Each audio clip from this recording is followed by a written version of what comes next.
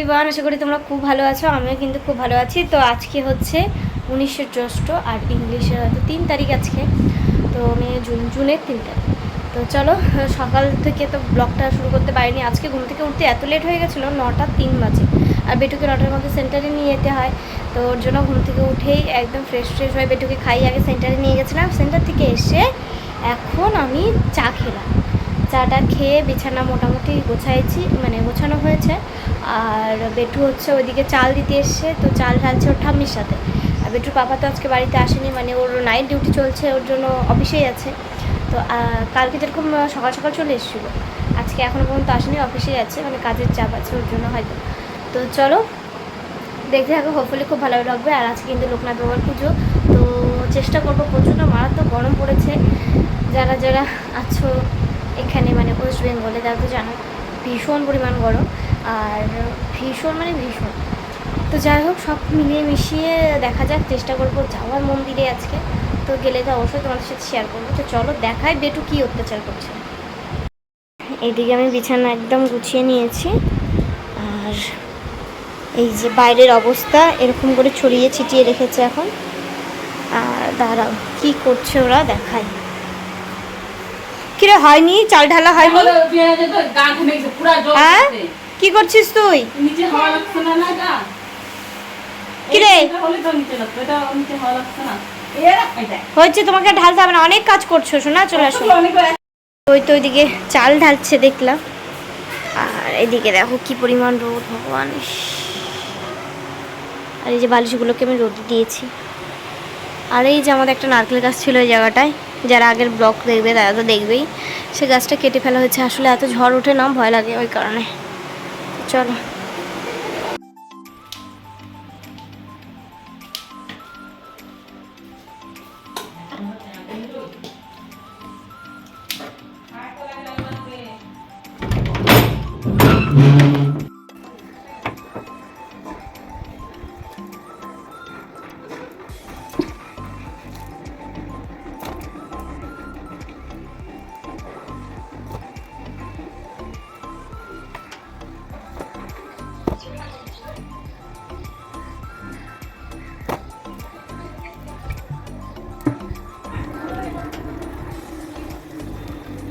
জামা কাপড়গুলোকে কেচে দিয়ে একটু গাছে জল দিয়ে নিই। গাছগুলো একদম শুকিয়ে গেছে, এত মারাত্মক পরিমাণে রোদ ওঠে।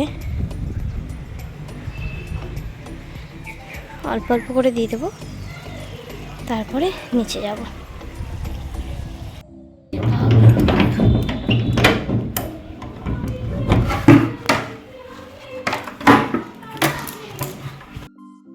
বেটুর পাপা আসলো মাত্র অফিস থেকে। তো ওই যে আসার সময় নিয়ে এসেছে লিচু, আম। এগুলো কে খাবে সোনা? হ্যাঁ, তুমি খাবে? এই যে এসে জামা কাপড় ছাড়তে গেল ওই ঘরে। আর আমি এগুলোকে ফটাফট গুছিয়ে নিই। চলো, সোনুর খাবার রেডি করলাম, কলা দিয়ে ছাতু। তাড়াতাড়ি আয়, নিচে নাম।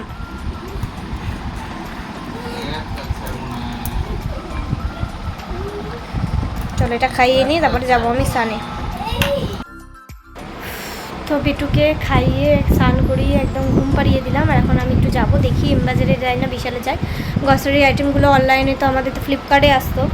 তো এতদিন ধরে তো ফ্লিপকার্টেই অর্ডার করা হতো, ফ্লিপকার্টে আসতো। তো আজকে তো 3 তারিখ মতো হয়ে গেল।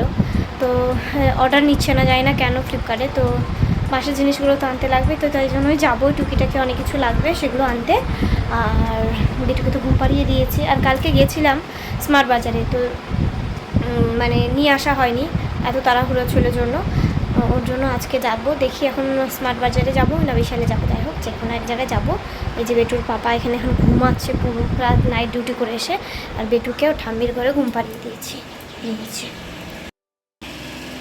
সোনু এখানে ঘুমাচ্ছে। তো চলো আমি ফটাফট রেডি হয়ে যাই।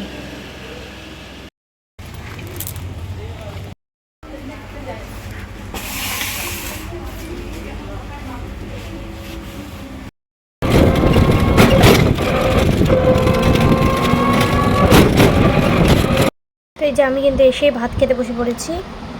আলু পটলের রসা, আলু পেঁয়াজ ভাজা, আলুর দম, লেবু। তা চলো খেয়ে নিয়ে যাই। আইসক্রিম শোনা, কি খাচ্ছ? আইসক্রিম গরমে?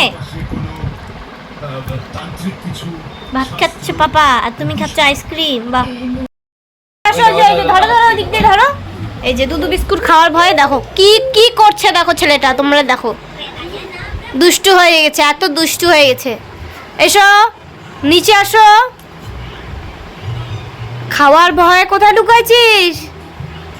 মাংকি, তুমি কি মাংকি হয়েছ?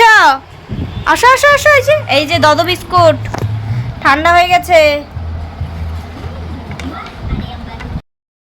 আমরা এখন যাচ্ছি কোথায় বাবা? লোকনাথ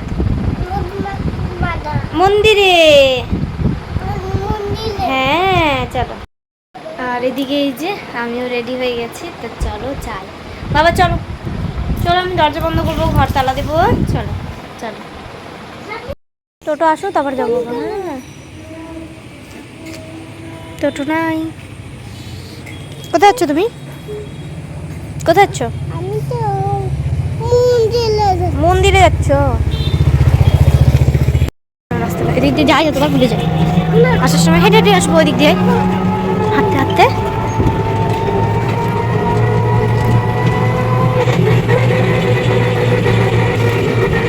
কি অন্ধকার!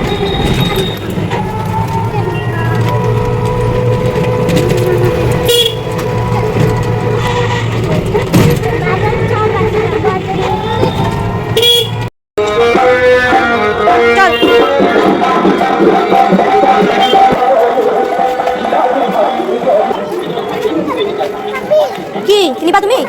তুমি কিনিবা?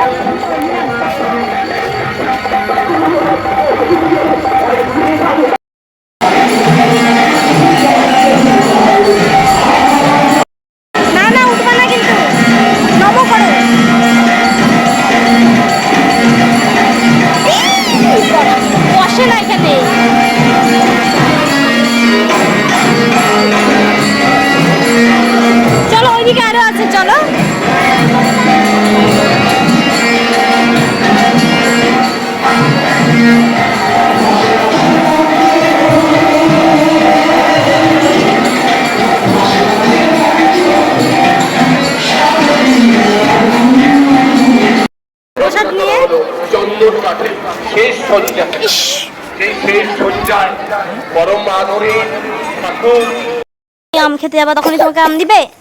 এখন আমরা কোথায় যাচ্ছি? মন্দির থেকে এসে মামা বাড়ি দিকে যাচ্ছি, তালা বাড়ি। তাই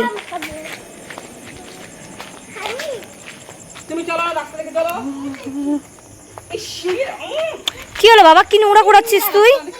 দেখি দেখি, ওটা ছুঁড়ে ফেলে দে, ছুঁড়ে ফেল। দাও। মন্দির থেকে এসে একদম ফ্রেশ হয়ে গেলাম।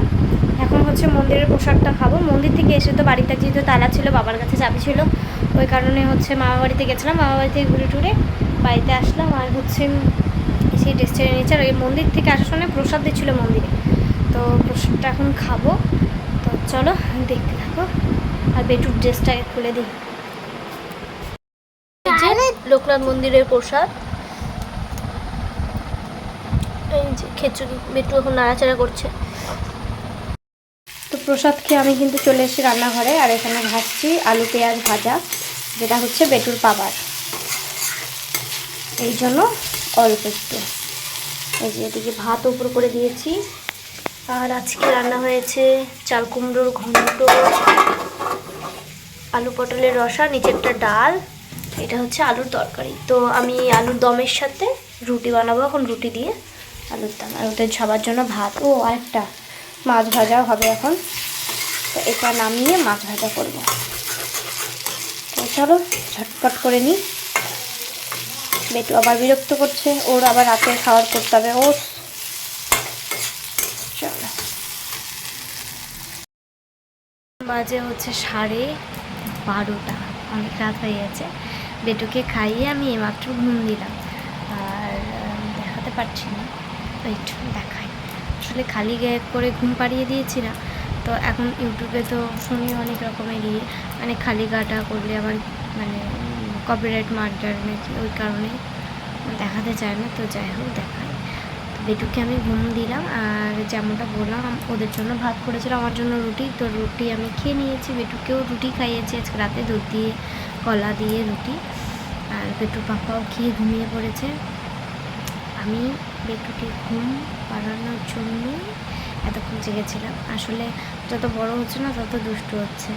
তো যাই হোক, ওর জন্য আস্তে আস্তে কথা বলছি। তো চলো, কেমন লাগলো মানে ব্লগটা জানাবে অবশ্যই কমেন্ট করে।